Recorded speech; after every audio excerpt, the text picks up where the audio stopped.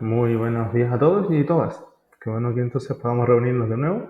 Yo soy Ivo, consultor de Brain Support, y el día de hoy les voy a hablar un poco sobre una presentación a lo que sería poder preparar los experimentos con EEG y resonancia magnética. ¿Sí? Vamos a hacer un recorrido por varios aspectos, desde lo más básico hasta ya después poder entonces empezar a ver cuáles son los aspectos más importantes de poder hacer este setting.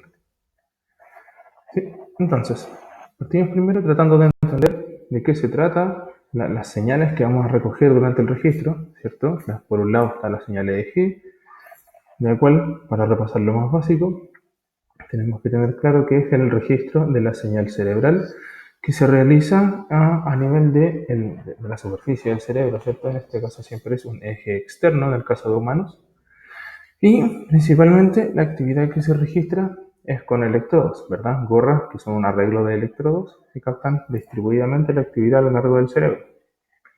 Entonces, esto tiene distintas fuentes, ¿no es cierto?, de la actividad, como por ejemplo, siempre tener en consideración que hay ruido de fondo que se va a capturar de todas maneras, pero que siempre esto se trata de mantener en menor proporción a la señal que nos interesa, que es la cerebral. Entonces, respecto a la actividad cerebral, principalmente la señal EEG que se registra viene de los potenciales de acción, ¿cierto? Específicamente de los potenciales postsinápticos que se van sumando a lo largo de grandes conjuntos o asambleas neuronales.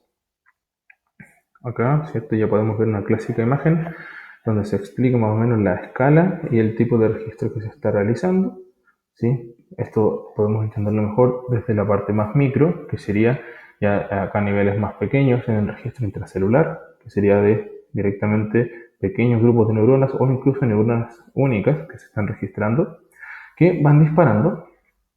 Estos disparos entonces se traducen en el nivel extracelular a los potenciales de campo local, ¿sí? Que también se ven reflejados acá ya en la escala de un microvolt aproximadamente, un milivolt, perdón. Y finalmente, eso ya a medida que vamos ascendiendo en el cráneo, se vuelve entonces el eje local, que es la señal que a nosotros nos interesa combinar en este caso con resonancia magnética. ¿Qué es lo que ocurre ahora con el eje y que nos va a anticipar un poco lo que a nosotros nos interesa? Sería el conocido como problema inverso, ¿cierto? Supongamos nosotros que tenemos solo 3 electrodos que vamos a utilizar para el registro y podríamos tener entonces un patrón X de actividad que se refleja en los electrodos y lo que pasa acá es que nosotros no podríamos saber con certeza cuál de estos patrones, más bien cómo se generaría este patrón a nivel ya de localización o qué regiones cerebrales. Por ejemplo, acá entonces se ven reflejadas dos posibilidades. Podríamos tener bien dos dipolos lateralizados, ¿no es cierto?, como en la imagen acá de la izquierda, que nos van a mostrar un patrón de actividad, pero de la misma manera esto podría ser equivalente virtualmente a lo que sería un único dipolo más grande o con mayor intensidad en el centro de la cabeza. Entonces el problema inverso quiere decir que si bien nosotros podemos captar un patrón de actividad, en este caso con la técnica de electroencefalografía no podríamos determinar de dónde se genera esa actividad. ¿Sí? Ahora, respecto a la señal de lo que se intenta medir con la resonancia magnética, que en este caso es la resonancia magnética funcional la que nos interesa, hay una señal que es más bien de otra naturaleza. ¿Ya? Nosotros ahora hablábamos de la señal EEG como una señal más bien de tipo eléctrica, ¿cierto? Del funcionamiento eléctrico del cerebro. En este caso, la señal que a nosotros nos interesa en resonancia, que es la señal Bode, más bien es de tipo metabólico, si uno quisiera. Podemos ver acá representado, por ejemplo, que se parte de la base de que cuando uno está realizando alguna tarea cognitiva, entonces va a aumentar la actividad neuronal, perdón. Esto en términos metabólicos se traduce en un mayor metabolismo de oxígeno O2 y también en un mayor aumento del flujo cerebral, ¿cierto? Ahora, esto tiene asociados dos elementos que siempre están jugando en proporción, que es la cantidad de oxihemoglobina y de oxihemoglobina en la sangre. ¿Sí? Podemos ver acá en esta imagen que tanto el metabolismo de O2 como el aumento de flujo tienen proporciones distintas de oxi y de oxihemoglobina asociadas que al ya sumarlas dentro de este modelo general que tenemos, nos va a dar una proporción siempre en la que es mayor la oxihemoglobina a la deoxihemoglobina cuando estamos realizando tareas cognitivas.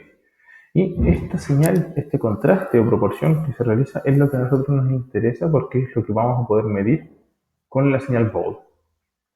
¿Sí? Y acá también en la imagen que está a la derecha podemos ver que esta respuesta es más bien lenta.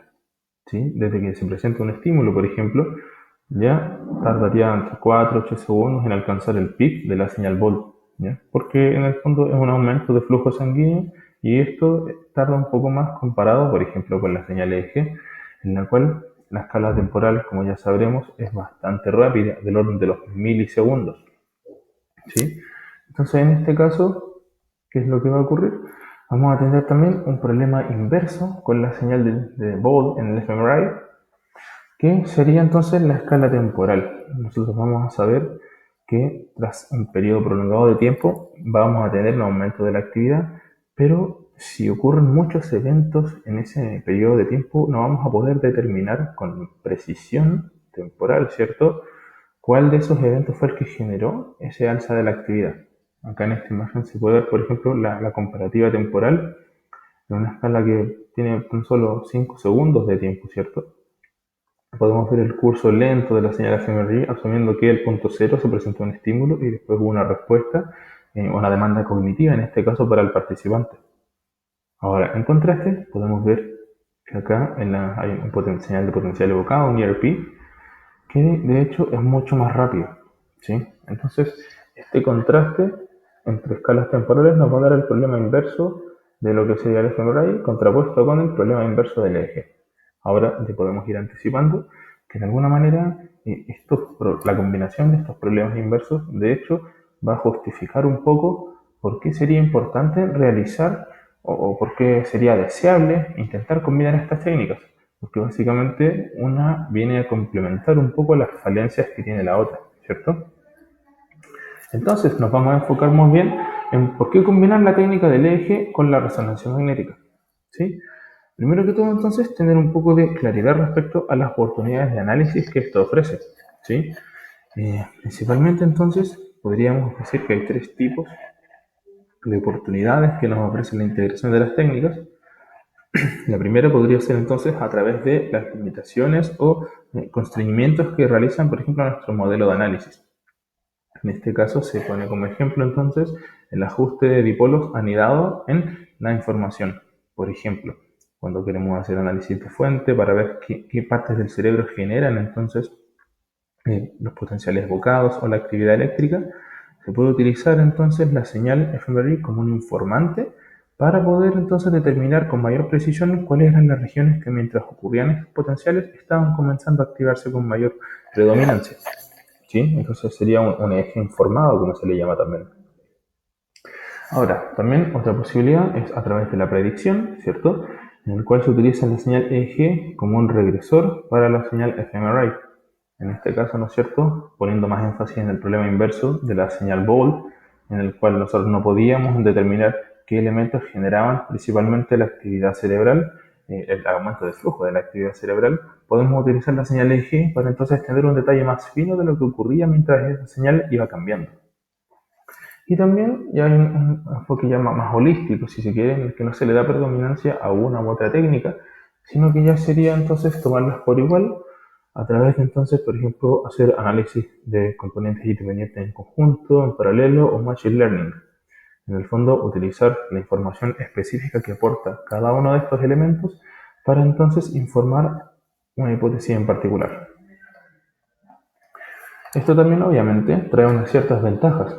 Acá en esta imagen clásica que podemos ver, se trata de entonces representar un poco del total de la actividad cerebral que uno podría estudiar. Entonces, cada técnica aporta luz o conocimiento respecto a un cierto dominio o ámbitos específicos, los cuales obviamente tienen un grado de superposición. Entonces acá se puede ver que, por ejemplo, hay un área bastante considerable en el cual entonces combinar EEG con resonancia magnética es bastante informativo específicamente. También, por ejemplo, tenemos la idea de que esto, si bien pone algunos desafíos metodológicos, También es bastante económico, efectivo en algunos otros, ¿ya? Lo más típico acá que se puede pensar es que uno puede por un lado hacer la señal de EEG y por otro lado puede tomar la señal Volt con resonancia magnética. Pero en el fondo, al hacer eso, que sería lo más esperable, se está agregando factores de error en la medición, por ejemplo, que quizá no se podrían salvar.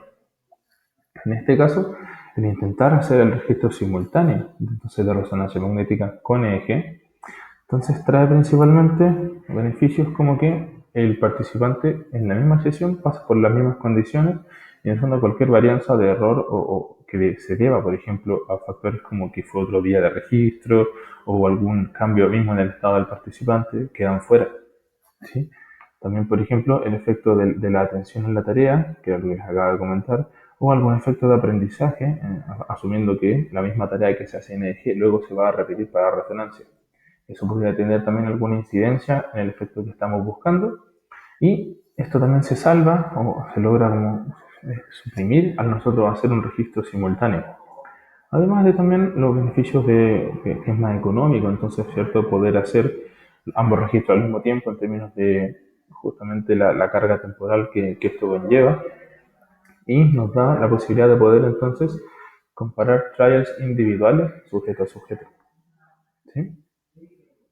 Acá, por ejemplo, solo para ilustrar un poco lo que se puede hacer, lo más típico que se encontraría o donde más se ha desarrollado la necesidad de trabajar entonces con G y resonancia magnética funcional es en el campo de la epilepsia. ¿Sí? Típicamente la epilepsia se basa o se fundamenta mucho en los análisis de la señal EEG, que es donde se puede ver con mayor especificidad o detalle la actividad epiléptica, ¿cierto? Pero como tenemos el problema inverso del eje, muy poco nos aporta la señal EEG de información para poder entender quizá los sustratos cerebrales específicos de la actividad epiléptica. Y esto entonces se puede observar con mayor claridad justamente en la señal BOLD del fMRI, que como veíamos acá de hecho viene a complementar bastante bien la información que tiene el eje y a suplir las carencias que tiene este en términos de resolución espacial. ¿Sí? Entonces, bueno, para poder entonces ir empezando a conocer las posibilidades de integración de la técnica, es necesario entonces entender que obviamente por razones físicas o materiales, el registro siempre se va a hacer o está pensado para que el eje se haga dentro del resonador, ¿ya? O esa es nuestra meta. Vamos a ver ahora que, dadas las características del ambiente mismo del resonador, van a presentarse ciertas dificultades o más bien desafíos a la utilización de la técnica, que es importante entonces tener en consideración. Conozcamos entonces ahora el ambiente del resonador para que esto quede más explicitado. ¿Sí? Acá podemos ver en esta imagen bastantes los elementos que componen principalmente lo que es el resonador, ¿cierto?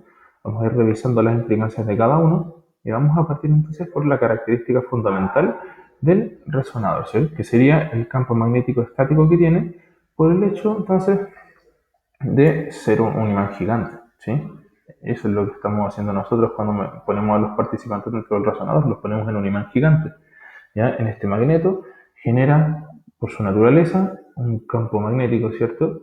Que típicamente se representa en el nombre o en las características principales del resonador. Los más típicos sería de 1.5 Tesla, ¿ya? Que es la unidad en la que se expresa, puede ser 3 Tesla, 4 Tesla y así en aumento. Hoy en día se han ido desarrollando un poco más las capacidades hasta llegar cerca de los 9, 10 Tesla, ¿sí?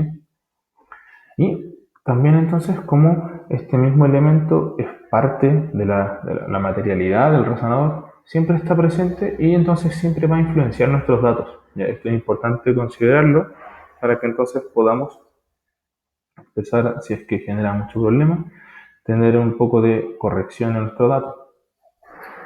Otro elemento sería entonces las bobinas de gradiente, que son en el fondo las que nos permiten realizar la adquisición de las imágenes cerebrales. Esta se va a traducir entonces por su funcionamiento en que generan campos magnéticos que cambian rápidamente. ¿Sí? Estos gradientes se generan, como se puede ver para que sea una imagen 3D, en los tres ejes, el Z, X e Y, ¿cierto? Se conoce como cambio de gradiente y es principalmente lo que nos permite, como les decía, adquirir las imágenes y es el escaneo de la imagen cerebral en sí. ¿Sí? por su funcionamiento, tiene asociado de manera inherente un ruido acústico, que es lo que nosotros de hecho escuchamos cuando estamos en el resonador. Cada vez que escuchamos un ruido bastante fuerte, que siempre es muy característico, es lo que viene asociado al funcionamiento de entonces estas bobinas que están generando la adquisición de la imagen. Finalmente, un tercer elemento entonces serían las radiofrecuencias que están asociadas a la bobina, ¿cierto? Que esto, al empezar a funcionar a una velocidad bastante rápida, genera frecuencias muy altas que entonces también se van a traducir en alguna medida como ruido en la señal. Y como también son naturales al funcionamiento del resonador cuando ya está encendido, entonces siempre van a estar presentes durante el escaneo, ¿ya? Esto obviamente ya no está presente cuando se deja de utilizar el resonador, pero de todas maneras, si lo vamos a utilizar para adquirir imágenes, es algo que tenemos que tener en consideración. Ahora, como vamos a ver en detalle, ¿por qué son importantes estos campos? ¿Sí? Para meternos un poco más en la teoría del asunto, tenemos, por ejemplo, la información que nos aporta la ley de Faraday, ¿sí? Entonces, nos habla un poco de la relación que tienen los campos magnéticos que pueden existir en una zona determinada y cualquier elemento eléctricamente conductivo que se pueda introducir ahí, ¿ya? Principalmente está la idea de que si uno pone un elemento con un conductor eléctrico dentro de un campo magnético, este mismo campo magnético va a inducir un paso de corriente entonces por estos elementos conductivos. Ahora, en términos concretos, esto se va a traducir, por ejemplo, en los cables de los electrodos que nosotros ponemos y cómo se va a estar generando corriente o señal o ruido, dependiendo entonces, solo por el hecho de colocar los cables dentro del campo magnético, ¿sí? Y esto va a estar asociado entonces, por un lado, al cambio de gradiente que se genera con la adquisición, ya que esto va entonces a estar generando estos cambios en los tres ejes que ya habíamos visto. Y también entonces el movimiento mismo del participante, por ejemplo, que al inducir un movimiento en los cables va a generar una diferencia entonces en cómo el campo magnético afecta a los cables. ¿Sí? Y acá entonces, como dice, se van a generar entonces potenciales de voltaje y que se van a medir con las señales eje, que típicamente son de mucha mayor amplitud que las señales eje. Entonces van a aparecer inevitablemente como artefactos, ¿sí? Y justamente esto es una de las maneras que tenemos para ir introduciéndonos en los desafíos para poder hacer registro de eje en entonces el ambiente de resonancia magnética. Ahora, bueno, antes de entonces empezar a tratar de abordar los aspectos que son más inherentes a los artefactos, ¿no es cierto? Es muy importante tener en consideración lo que tiene que ver con la seguridad tanto de los equipos como de los participantes en el ambiente. Ya es muy importante entonces tener claro desde ya que no todos los equipos de eje son compatibles para usarse con resonancia magnética. Y por esto mismo, el uso, el uso incorrecto de equipos que no sean compatibles con resonancia puede generar serios problemas, primero para los equipos porque pueden salir severamente dañados y también para los participantes porque esto puede afectar directamente su salud, ¿sí? Vamos entonces a ver un poco cómo es que se da este juego y qué es lo que tenemos que considerar como importante, ¿sí? Entonces la consideración fundamental en la cual se basa esto, ¿no es cierto?, es lo que ya habíamos comentado, en la cual el resonador magnético utiliza campos electromagnéticos, ¿sí? Esto ya quiere decir que si de alguna manera objetos magnéticos o que tengan componentes metálicos, si uno quiere, que estén cerca, van a ser entonces afectados por este campo magnético y podrían ser atraídos incluso, como se ve acá en esta imagen de la derecha. Y esto entonces puede tener ciertas implicancias para los participantes, ¿sí? Vamos a ir viendo esto en detalle. Sabemos entonces, por lo que ya habíamos comentado respecto a la ley de Faraday, que entonces hay una interacción entre el campo electromagnético y cables o elementos conductores que estén dentro de este entonces campo magnético, el cual, por la presencia misma de este, va a inducir una corriente, ¿cierto? Un flujo de corriente en este elemento. Acá la idea entonces es tener claro que al poner la gorra, por ejemplo, del eje en el resonador magnético, se va a inducir inevitablemente corriente con la cual vamos a tener que lidiar, ¿ya? Porque esta corriente, obviamente, al fluir, entonces va a tener que disiparse toda esa energía en algún punto. El primer elemento, entonces, que es muy importante considerar es que hay un peligro, por ejemplo, de generar quemaduras, ¿sí? Acá ya más en detalle entonces, el campo electromagnético va a inducir, ¿cierto? Como ya decíamos, corriente en cualquier objeto que sea eléctricamente conductivo. Y acá la implicancia importante es que de hecho esta energía se va a disipar típicamente en el punto de contacto, ¿ya? Que tiene el pin del electrodo y el cráneo a través del gel conductivo, principalmente porque acá es donde existe la resistencia termal mayor, ¿sí? Entonces, si esta energía se disipa en el punto de contacto, lo más probable es que ahí se genere una mayor acumulación de calor y por eso podría generar quemaduras. En este sentido, es muy importante que si se va a realizar un registro, la impedancia eléctrica entonces, que se mide con los electrodos, tiene que ser lo más mínima posible, ya aproximadamente de 1 kilómetro, así ya, para evitar entonces que esta impedancia sea muy alta y se pueda generar algún tipo de quemadura, ¿sí? Ahora, otra cosa importante es que entonces esta energía sobrante también, que entonces pasa o se induce del campo magnético a los cables, también se va a disipar entonces en las primeras etapas del amplificador. Lo que hace muy importante entonces que esto mismo se tenga resguardo porque si no está bien filtrada la señal o si la impedancia es muy alta, también pueden salir entonces dañar los equipos, que era lo que comentábamos hace un momento. Ahora entonces, variables principales que podrían estar o que afectan entonces el calentamiento de los cables y los electrodos. ¿Ya? Los principales elementos serían, por ejemplo, la geometría del cable o el electrodo respecto al campo electromagnético. ¿Ya? En este sentido, la idea siempre es que se trate de tomar como predominancia un eje, que sería el eje Z, por ejemplo, el eje horizontal, perdón, ya que en este caso, mientras más interacción tenga el cable con los ejes, por ejemplo, mientras más inclinado esté o mientras más componentes tenga en uno que otro ángulo, mayor va a ser el influjo que tiene el campo magnético con este. Versus, por ejemplo, que esté alineado con uno de los ejes, siendo entonces que con los otros ejes ya no va a tener tanto influjo, sino que sería solo de uno y ahí se minimiza el problema, ¿sí? Otro elemento podría ser el Specific Absorption Rate, o SAR. En el fondo, como es la capacidad que cuánta calor se puede absorber un cuerpo, ¿no es cierto? Que tiene también bastante que ver con la secuencia del resonador. Hay algunas secuencias que inducen mucha mayor absorción de energía en un cuerpo, en este caso el participante o los equipos. Y eso también es importante conocerlo a la hora de utilizar una secuencia específica de adquisición de imagen, ¿sí? De hecho, hay algunas secuencias que no son compatibles con la técnica combinada, ya que inducen demasiada energía y eso es bastante peligroso para los participantes, ¿ya? Esto siempre es bueno, por ejemplo, consultarlo con el técnico del resonador del lugar donde estén haciendo el registro, para que él los pueda orientar mejor respecto a cuáles serían las secuencias más seguras para el participante. Y finalmente, también otro factor importante, entonces podría ser el alcance del campo de radiofrecuencia, ¿sí? Que va a depender principalmente del tipo de bobina que se esté utilizando. Puede ser que el resonador utilice una bobina de cabeza o una bobina de cuerpo, y ahí va a ser diferente el tipo de o la intensidad de la corriente que se induce y entonces el calentamiento de los equipos asociados.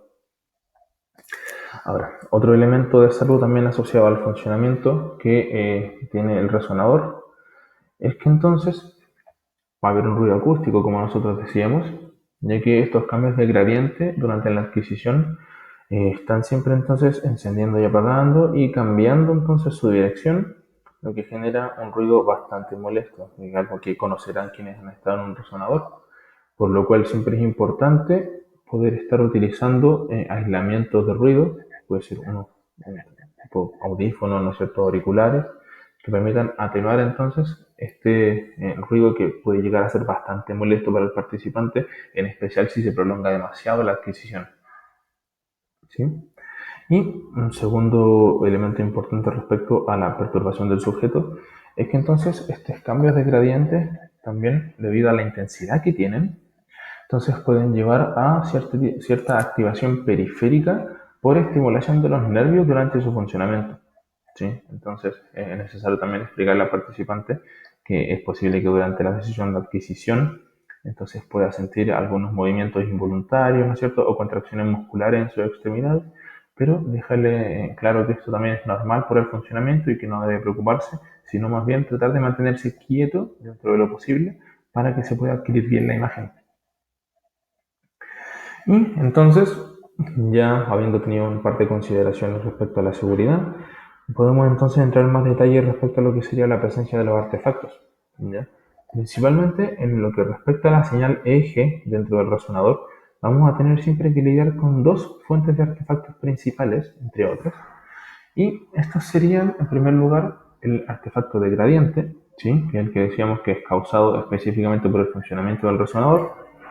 La idea es que mientras se van adquiriendo las imágenes, se va a inducir unas corrientes bastante fuertes dentro de la señal EEG, y entonces esto va a afectar el registro como podemos ver en la imagen.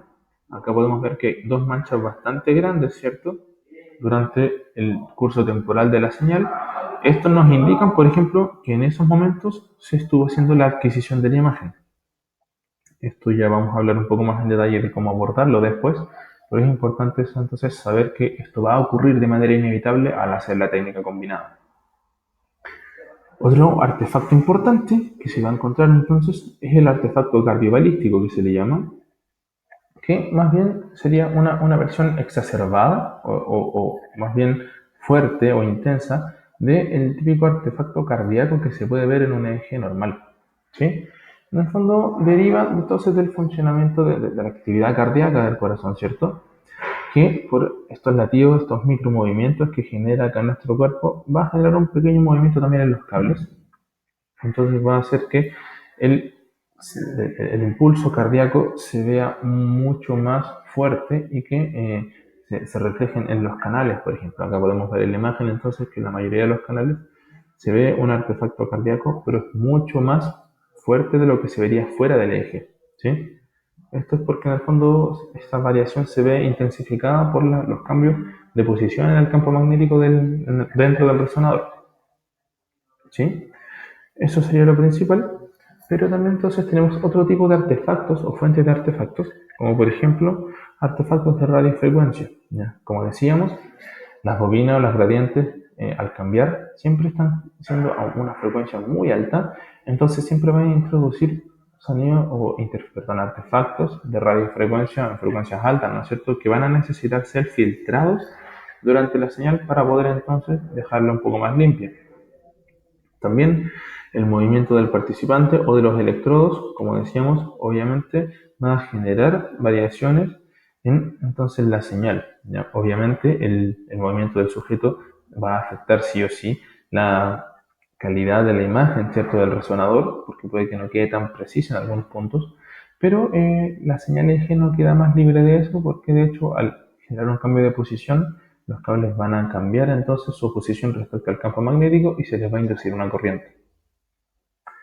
Ahora, por el funcionamiento del resonador también es posible que se vea afectado el equipo mismo, ¿no es cierto?, del eje, al generarse cierta vibración o algún tipo de movimiento, ¿no es cierto?, que puede venir también de la ventilación, la bomba de helio justamente que hace funcionar el resonador, o como decíamos, factores ambientales. Por lo cual se hace importante en este sentido poder fijar el equipo de eje bueno, mecánicamente, si se quiere, a la superficie donde se vaya a dejar, por ejemplo, utilizando bolsas de arena o algo que pueda reducir el movimiento, ya que eso también va a afectar la señal. Otras fuentes típicas de estos artefactos van a ser fuentes de luz, ¿no es cierto? Van a introducir el típico Hammond de la corriente del principal. Y otros también podrían ser entonces otros dispositivos de monitoreo en la sala del escáner que además podrían tener cierto efecto en el funcionamiento del escáner. Muy bien, entonces ahora ya que hemos hablado un poco entonces de consideraciones de seguridad y de básicamente con qué cosas nos vamos a encontrar y cuáles van a ser los desafíos de hacer la técnica combinada, ahora la idea es que podamos revisar un poco las formas que tenemos de trabajar con eso y cómo poder finalmente realizar un buen registro con la técnica. Acá entonces, cosas como aspectos importantes básicos, ¿ya? Que se pueden pincelar rápidamente. Entonces, serían las cosas que ya les había anticipado, ¿cierto? Primero en aspectos prácticos, en el setting experimental, posicionar el amplificador y los cables, ¿cierto?, en relación al eje Z del escáner, tratando de minimizar todo lo posible el influjo de los otros dos ejes en el campo magnético, la corriente que se induce en la señal eje. Y entonces, bueno, los cables, la idea es que puedan ser también estar rectos por esto mismo, lo más tirantes posible para que no hayan variaciones, etcétera. Reducir el movimiento del sujeto, como ya decíamos. A veces se utilizan algunas gomas dentro de la bobina, por ejemplo, para que su cabeza no se mueva. Y para reducir las vibraciones, siempre se recomienda, por ejemplo, utilizar cables cortos. En este caso, el largo del cable afecta directamente cuánto artefacto se puede introducir en la señal. Y lo más típico es que se utilicen cables de 30 centímetros, ¿sí?, que es como una distancia más o menos óptima para poder entonces minimizar esto, comparado con los cables de 1 metro, que suele ser el estándar. Y respecto al artefacto cardíaco que se puede observar, también va a ser importante dónde posicionar el electrodo para actividad cardíaca. En este caso, para evitar que haya mucho movimiento, en vez de ponerlo en la parte frontal, por ejemplo, donde se hace típicamente, se suele colocar acá entonces el electrodo cardíaco en la parte trasera, en la espalda, cosa que al recostarse el participante, entonces pueda quedar más o menos fijo y libre de movimiento. Ahora entonces, algunos aspectos respecto, por ejemplo, a cómo la interfaz con el escáner, ¿cierto?, va a ser importante para entonces poder trabajar después una sincronización ya con un reloj maestro, un master clock, que nos va a permitir entonces mantener un traqueo eficiente del funcionamiento sincronizado del eje con el resonador, y entonces un buen sistema de triggers que entonces nos permita mantener también un rastreo eficiente de cuándo comenzó la adquisición y cuándo termina, para poder entonces después trabajar con esos momentos donde se estuvieron haciendo las imágenes y los artefactos, que nos van a permitir entonces después poder corregirlos, ¿ya? En este caso el timing es muy importante y la sincronización para poder entonces corregirlo más que nada. Y otra cosa importante va a ser también el espacio de trabajo o la configuración de su software de registro, para ver entonces algunas opciones que nos van a compatibilizar mucho mejor la sesión con el registro de señal fMRI, ¿ya? Vamos a ver entonces un poco estas cosas en detalle. Primero, respecto, por ejemplo, a la ubicación, como les decía, de los sistemas. Acá podemos ver, por ejemplo, que en el caso de que se utilice una bobina que es solamente de cabeza, se trata de utilizar un cable que sea de 30 centímetros, tratando de dejarlo lo más horizontal posible, ¿ya? Y esto iría conectado a los equipos. En este caso lo tenemos ejemplificado con un Power Pack y un Brain Amp MR de Brain Products, que dicho sea de paso, tienen Brain Products, la empresa tiene ya diseñados algunos equipos de amplificador de eje que están ya aptos o habilitados para poder trabajar dentro del resonador sin generar ningún tipo de perjuicio para la salud, o de que el equipo es compatible por sus materiales o características físicas, ¿sí? Otra posibilidad que ya habíamos comentado es que se utilice una bobina de cuerpo entero. Ya, acá, si se fijan, obviamente al ser de cuerpo entero va a verse mucho mayor efecto del campo, y en este caso lo importante va a ser que los equipos no pueden quedar dentro del resonador de todas maneras. Acá en esta anterior se puede ver que cuando es una bobina de cabeza no hay problema con dejar los equipos apoyados dentro del resonador en alguna superficie estable, siempre y cuando sean compatibles, obviamente. Pero en este caso, en el que sean bobinas de cuerpo, ya es más importante que, como va a ser mayor el alcance de este campo, que no se mantengan los equipos dentro del resonador. Y acá, por ejemplo, ya sería más necesario utilizar un cable de 1 metro, por ejemplo. Ahora, respecto, por ejemplo, en el caso de que se vayan a utilizar otras medidas de actividad periférica, ¿no es cierto?, como electromiograma, respuesta de la piel, o el mismo electrocardiograma que ya habíamos comentado, es importante que estos puedan salir entonces de una manera equivalente a como se solicita para los cables EG. También tienen que verse paralelos al eje Z, idealmente, utilizando cables cortos, y dentro de lo posible que estén fuera entonces del resonador, para que cualquier actividad de campo magnético no se entonces vaya a disipar a los puntos de contacto que tiene con la piel del participante. Ya en este caso, la idea base es que al utilizar registros periféricos también estamos aumentando la posibilidad de que haya disipación de calor en el cuerpo del participante, y eso es importante entonces a poder salvar. Ahora, otra cosa importante, que es un detalle práctico pero bastante sencillo, es que no todas las bobinas de cabeza son compatibles para usarse con eje. ¿Sí? En este caso podemos ver que acá tenemos dos tipos de marca Siemens. Y esto, más que ser un aspecto específico de cómo están construidos, etcétera, es básicamente porque en este caso, por ejemplo, la bobina de cabeza, que sí es recomendada, tiene una ranura que permite entonces que el cable pueda pasar y que de hecho quede alineado con el eje Z. ¿Ya? Si se fijan acá en esta otra imagen de la bobina que no está recomendada, entonces, de hecho, si se fijan por la parte de atrás a la altura de la cabeza está cerrada. Entonces, por ejemplo, las bobinas de este tipo no permiten que el cable salga de una manera eficiente, de manera que no se vea afectada por los campos magnéticos. ¿Ya? Esa es una principal diferencia a tener en consideración. La idea es que si están intentando utilizar la técnica, que antes de eso puedan revisar si la bobina de cabeza que tienen entonces permite una salida directa del cable para evitar interferencias en este mismo. Y bueno, entonces ahora otra, ya más desafíos específicos entonces, que son importantes a considerar para la preparación del sujeto, por ejemplo, sería el, obviamente, poder adquirir un consentimiento informado donde se le explique al participante los riesgos del procedimiento, ¿cierto? Y que obviamente se van a tomar todos los resguardos posibles para que esto no afecte su salud, ¿ya? El participante tiene que saber eso también para poder estar tranquilo y estar seguro al realizar la tarea de que esto no le va a afectar. Ahora, cosa importante, ya como hemos visto, por el funcionamiento magnético del resonador es muy importante asegurarse de que el participante no tiene ningún implante o ningún elemento como ARS, etcétera, que esté hecho a partir de materiales férricos o que estén sujetos a algún tipo de magnetización. ¿Ya? Si recuerdan hace un par de diapositivas anteriores, podría pasar entonces que si la persona tuviera algún implante, este va a ser atraído por el campo y eso le puede generar heridas graves. Entonces es importante que no, esté libre de todo eso.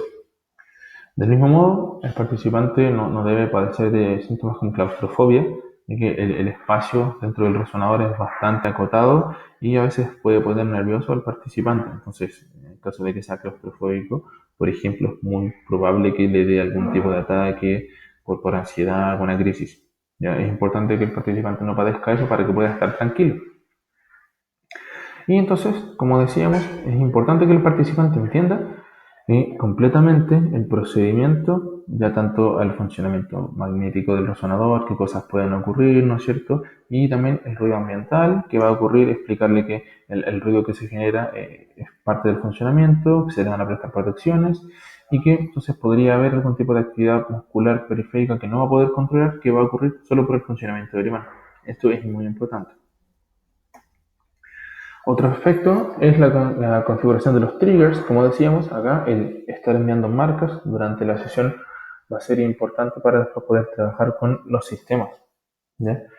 En este caso, tenemos, por ejemplo, que los artefactos del escáner son de naturaleza, o sea, son técnicos de naturaleza, entonces siempre van a ser estables o siempre los mismos de imagen en imagen. ¿Ya? Para poder corregir entonces estos artefactos en la señal de eje, que es la que se va a ver más perjudicada, va a ser importante entonces, como les decía anteriormente, tener un inicio muy específico de cuando se empezó la adquisición y de cuando terminó, para poder entonces tomar estos intervalos y trabajar con ellos. Ahora, también bueno, esto se puede hacer entonces al mismo software, detectando los aspectos importantes. O ya también se puede hacer de manera automática, solicitándole entonces al resonador a través de una conexión de cable que como output de marca vaya enviando una marca a la señal EG. ¿Sí? Ahora, respecto a la sincronización y el timing, ya en este caso, como les comentaba también, la mayoría de los escáneres tienen ya este tipo de problema menos solucionado. ¿Sí? Tienen una salida de triggers que es específica para el inicio de la adquisición. Y esto también se le informa a los técnicos que manejan el escáner respecto a esta salida de diagnóstico también que se le llama, que entonces tiene sincronía de fase con el reloj de gradiente en sí mismo, ¿sí? Entonces, esta misma salida es la que nos va a permitir entonces una sincronización sencilla y fácil con el sistema del escáner y, por ejemplo, el reloj de un Brainamp, que nosotros el modelo de amplificador que recomendamos utilizar como un estándar, el Brainamp MR de Brain Products. Y también entonces el escáner, en este caso, tiene que dar una señal, o que la señal debe ser sampleada, por ejemplo, en múltiplos de 5000 Hz. ¿Ya? Recomendado, por ejemplo, 5000 Hz es lo típico que pueden alcanzar como máximo algunos equipos de eje. Acá entonces se recomienda para el lado del eje tener la mayor frecuencia de muestreo posible, ¿cierto? Y que entonces en el resonador la frecuencia de muestreo que tenga sea también múltiplo de la frecuencia del eje. En este caso, por ejemplo, serían los 10.000, 20.000 Hz, 1.000 Hz, 20 MHz, etc. Lo importante es que sea un múltiplo entero. Acá entonces podemos ver un ejemplo de configuración, ¿cierto? En la que tendríamos un computador que realiza el registro, basado nuevamente en el sistema de Brainamp. Podemos ver que acá tenemos dos amplificadores en la parte de arriba, que son de resonador magnético, los cuales van al Brainamp USB Adapter, el BUA, y es el que va entonces a digitalizar o convertir a digital nuestro registro de señal, pero que al mismo tiempo va entonces a recibir un input de un SYNC-box, ya acá abajo, que está entonces conectado directamente al clock o al reloj del resonador. Entonces este SYNC-box nos va a permitir entonces hacer las veces de justamente de master clock o de sincronizador de la señal eje, de las marcas de la señal eje y las marcas entonces del resonador, que serían principalmente cuando inicia la adquisición de la imagen, ¿sí? Ahora, respecto a lo que conversábamos antes, entonces, las configuraciones de la medición. Nuevamente, el sample rate, o la frecuencia de muestreo del eje, tiene que ser el máximo posible. En este caso puede ser, por ejemplo, 5000 Hz. Esto lo más típico es que después se haga algún filtro o downsampling, ya que en general una frecuencia de 5000 Hz no es necesaria para poder hacer análisis de eje, además de que el dato se vuelve muy pesado, pero es muy importante que sea una frecuencia alta, al menos durante la fase de corrección de los artefactos del resonador, ¿sí?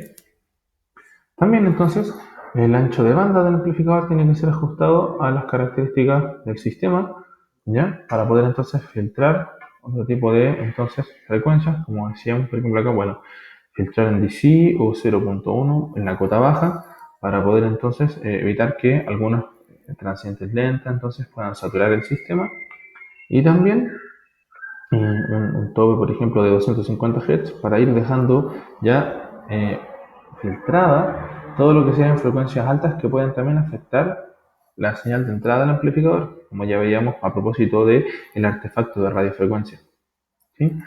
Y bueno, también la resolución vertical podría entonces, por ejemplo, ser fijada a un valor entonces de 0.5, más que nada para ir tanteando. Y si se conocen ya mayores características del amplificador y es posible entonces ir cambiando la resolución, ahí se va ajustando acorde, por ejemplo, a 0.1 microvolts, ¿sí? La idea es que acá es el mismo juego trade-off de siempre, ¿cierto? En el cual la idea es que tratar de conseguir una resolución lo más detallada posible sin entonces saturar la señal. Ahora, entonces respecto a la corrección de artefactos, ya que es algo que también vamos a tener que tratar, ya que ahora ya vimos entonces un poco el setting, ¿no es cierto? Cómo ir entonces preparando al participante, los equipos, etcétera, para poder hacer un buen registro. Podemos tener la seguridad de que el registro va a salir dentro de todo bien, ¿sí? Y lo que nos quedaría entonces sería entonces conocer un poco cómo funcionan los artefactos que inducen en la señal eje para después también poder trabajarlos offline. En este caso vamos a hablar un poco entonces del artefacto de gradiente. Ya hemos pincelado un poco cómo funciona, pero la idea es poder entonces comunicar acá que este artefacto entonces es de naturaleza técnica, porque está ligado muy estrechamente al funcionamiento del resonador. Esto significa que entonces este artefacto, al estar asociado a cada adquisición de la imagen, es repetitivo y entonces por lo mismo es predecible, ¿sí? También nosotros podemos asumir tranquilamente que es un artefacto que es temporalmente estable, ¿sí? Porque está asociado al tiempo de repetición de la adquisición de la imagen. Ahora, por estas características mismas, entonces la aproximación más típica entonces es usar una aproximación de sustracción de template para remover el artefacto. ¿Sí? Acá nosotros, basados en cómo funciona esto en el software de Brain Product, también Analyzer, típicamente se utiliza entonces el Average Artifact Subtraction, ¿ya? En el cual la idea es justamente que, ya que sabemos entonces cuándo ocurre y que es de naturaleza estable, nosotros siempre vamos a estar entonces generando una acumulación de de estos samples del artefacto. Se va a hacer un promedio, ¿cierto? Para generar el template, y este template se va a ir restando justamente donde ocurren estas marcas, dejándonos entonces en consecuencia solo la señal eje que podría estar entonces ocultándose en ese artefacto. ¿Sí? Ahora, una cosa importante es que por lo mismo, ya que este es de naturaleza estable temporalmente y eso es lo que se va a ir restando, es importante que la señal eje o los marcas o la aparición de nuestro, entonces, del paradigma experimental del eje no esté entonces también perfectamente alineado con las adquisiciones de las imágenes, porque la consecuencia natural que va a tener eso es que si esa señal de eje está siempre alineada con la adquisición de la imagen, se va a convertir en parte del template. Y al final de cuentas, entonces, esa señal se va entonces a considerar y cuando se haga la sustracción, va a generar entonces que se remueva esa porción de señal del dato. En caso contrario, que es lo deseable en este caso, es que no esté perfectamente alineada, sino que pueda comenzar un poco antes, también la vocación eje o un poco después. Cosa que cuando se genere este template no se base entonces en la sincronización de la señal eje, sino que ahí solo se puede identificar el template del artefacto y al restarlo entonces pueda quedar la señal. ¿Ya? Es importante eso, que la señal eje no se convierta en parte del template. Ahora, respecto entonces al artefacto cardiobalístico, acá hay una diferencia, ¿sí? Que es un artefacto más bien fisiológico, ¿cierto? Más que la naturaleza técnica que decíamos que tiene el artefacto de gradiente. Y recordando entonces, este se genera por múltiples fuentes, que puede ser rotación de la cabeza también, que no habíamos mencionado antes, y las propiedades pulsátiles, entonces de los vasos sanguíneos, y el movimiento mismo de la sangre. ¿Sí? Pero en estas tres situaciones, de todas maneras, siempre la consecuencia va a ser que el funcionamiento del corazón va a generar entonces un poco de movimiento que va a tener que ver con, en este caso, la señal. ¿Sí? Ahora también, obviamente, esto va a estar relacionado al campo estático que decíamos del resonador, que como siempre está presente, el movimiento inherente, reflejo que genera el artefacto cardíaco, va entonces a afectar cómo esto se ve en la señal de eje. ¿Sí? Ahora, de todas maneras, como es pulso cardíaco solamente, es una actividad irregular tanto entre participantes como dentro del mismo participante, ya que el pulso siempre va cambiando. ¿Sí? Acá la aproximación para poder eliminar entonces o corregir este artefacto es típicamente identificar en la señal y marcar los pics R característicos de la señal cardíaca y entonces también acá generar un template, por ejemplo utilizando el mismo canal cardíaco para ir entonces sustrayendo ese template a todos los eventos que fueron marcados con el pic R. ¿Sí? Eso es muy importante entonces, poder también tener una señal lo suficientemente limpia para marcar el artefacto cardíaco cada vez que ocurra y que también se genere un template preciso. Y bueno, ya estamos llegando al final, ¿sí? Acá quisimos poner entonces también un pequeño resumen de los pasos prácticos o una guía entonces para poder alcanzar un buen registro, ¿sí? Lo primero, ya importante mencionar, es, como decíamos, es conocer el ambiente donde se trabaja, conocer cómo funciona el resonador, cuáles son las características, ¿cierto? Uno, por ejemplo, puede, sin estar haciendo ningún registro de EG ni nada, entonces estar haciendo mediciones del ruido de la señal eje fuera del resonador, en la sala del resonador, con el resonador funcionando, para entonces poder entender más bien qué elementos son los que entran en juego y cómo se corrige, ¿sí? Mirando, por ejemplo, también análisis de frecuencia, ver cuáles son las frecuencias que más son afectadas, si hay algunas resonancias o dónde se puede ver entonces más perjudicada la señal, etcétera. La idea es que entonces el ambiente previo al registro esté lo más controlado posible y se conozcan estos factores, entonces para poder también tener una interpretación más clara de lo que se va a hacer después. Un segundo paso entonces ya sería entonces la corrección del artefacto de gradiente, que obviamente como es el de mayor magnitud en la señal EG, no es mucho lo que se puede hacer sin antes poder eliminar este artefacto. Ya va a ser lo primero que ya entonces tengamos que trabajar, habiendo ya entonces salvaguardado todas las partes anteriores durante el registro y del ambiente mismo del resonador. Acá entonces va a ser importante, como habíamos mencionado, la sincronización de los equipos, que las frecuencias de muestreo sean lo más altas posibles, que los eventos estén marcados con mucha exactitud, ¿cierto? Y entonces contar con buenos algoritmos también que permitan entonces la corrección del artefacto, que típicamente están implementados en la mayoría de los software que se utilizan para analizar señales EG comunes durante el día a día.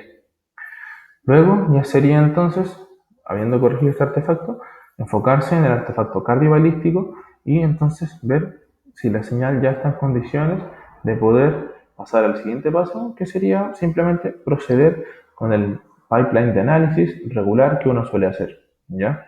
Entonces acá, a modo de cierre para integrar, en el fondo la señal eje que se registra es la misma de siempre, solo que estamos agregándole un poco de dificultad, ¿sí? Que sería entonces lo que está asociado a nuestra intención de querer conocer un poco más el funcionamiento de regiones cerebrales específicas y relacionarlo con las señales EG, ¿sí? Pero como decíamos, es principalmente agregar un par de artefactos más si lo quieren, que dentro de todo, si bien son solo dos artefactos, es importante que esto se pueda controlar para limpiar bien la señal, ¿ya? Respecto a la señal de la resonancia, la utilización de dispositivos EG no va a tener tanto efecto, ya que ya entonces habiendo garantizado que el equipo que se utiliza es compatible con resonancia, no debería distorsionar mucho la imagen ni introducir ningún tipo de ruido. Y en caso de que lo hiciera, también entonces existen en los pipelines de análisis de la señal fMRI ya algoritmos que permiten corregir la imagen o hacer algún tipo de mejora, entonces para también salvar estas dificultades, ¿ya? Lo importante es que dejar esa idea en claro, que ya están sistematizados ciertos algoritmos para poder corregirlo tanto en resonancia como en eje, ¿sí? Y bueno, entonces eso ya ha sido la presentación hasta ahora. Esperamos que haya podido quedar claro o entonces arrojar luces sobre cómo empezar a pensar diseños de experimento que sean entonces con la técnica combinada de eje y resonancia magnética, ¿sí? Esto obviamente es solo una introducción general. Ya más adelante también vamos a poder entonces tratar de abordar temas más específicos. Por ahora también les vamos a dejar abierto el espacio para que nos puedan hacer llegar sus dudas, ya sea por chat, por correo, etcétera. Acá podemos ver, bueno, el correo de contacto que tenemos es support@brainsupport.com. Si tienen alguna duda, también pueden hacérnosla llegar, ya sea de esta presentación en específico o algún diseño de investigación o cosa que estén pensando. Siempre vamos a estar disponibles para poder ayudarlos con eso, ¿sí? También recuerden que en nuestra página, que es brainlatam.com, vamos a tener un knowledge base en el cual vamos dejando las presentaciones como esta de las sesiones que hacemos, además de material complementario respecto a estos y otros temas que pueden servirles tanto de manera conceptual como de manera práctica, ¿sí? Así que, bueno, nuevamente soy Ivo. Muchas gracias por haber participado y nos estamos viendo la próxima. Hasta luego.